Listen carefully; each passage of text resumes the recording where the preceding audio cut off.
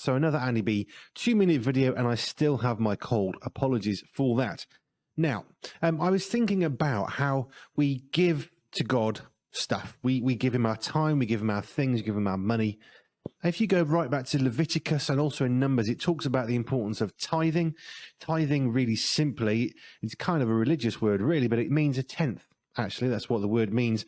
And the basic principle was this in the Old Testament days before Jesus, that when you were, for example, a farmer, you would harvest your crops, and the first 10%, the first tenth of your crops would go straight to God.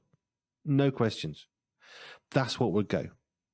And God would bless and honor that. And it's really clear. If you give me your tithe, I will bless that. Now, we are not so much post-tithe, but we are post the birth of Jesus Christ. Jesus is still alive today. But how we tithe is different. Tithing, as a principle, has not changed. You still should be giving the first something to God. The difference when we're looking at post-Jesus is it doesn't eradicate the old. He came to fulfill it, not to eradicate or complete it or get rid of it. Actually, tithing is just as important, but we don't give a tenth. Actually, we give gladly of everything that we have. And I was always taught a tenth is a good place to begin and go from there. Don't throw out tithing. Tithing is really important in New Testament and Old Testament times. We're in New Testament times today. Tithing is just as important as it always was, but tithing for you may not be a tenth. That's the only thing that's changed with the birth and the life of Jesus Christ. Now, as a family, we give our Saturdays to God. We live in an amazing home. We have a second reception room. When we're looking for houses, we found very, very few with a second room. So you've got a lounge dining room and another big room. I'm sat in that extra second reception room. It's kind of a nice lounge, but we use it for a different purpose. Now, when we're looking at houses, this is the only house we could physically look at and get.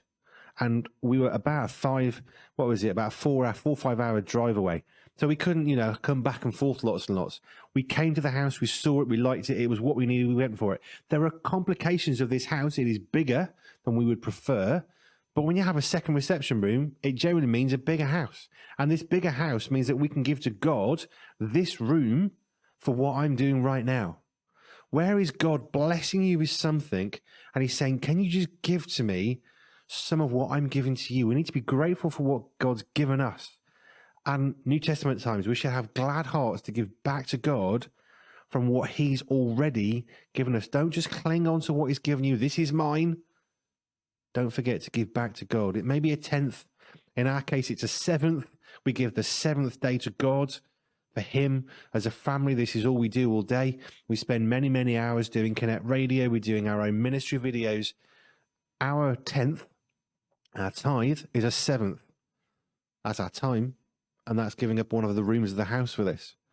So what is God asking you to give to him? Where is he asking you to tithe some of your money, some of your time, some of your house? Maybe it's your time for your coffee time on your own. Maybe you're being asked by God to tithe that time, to give that time to ask one of your work colleagues for a coffee instead.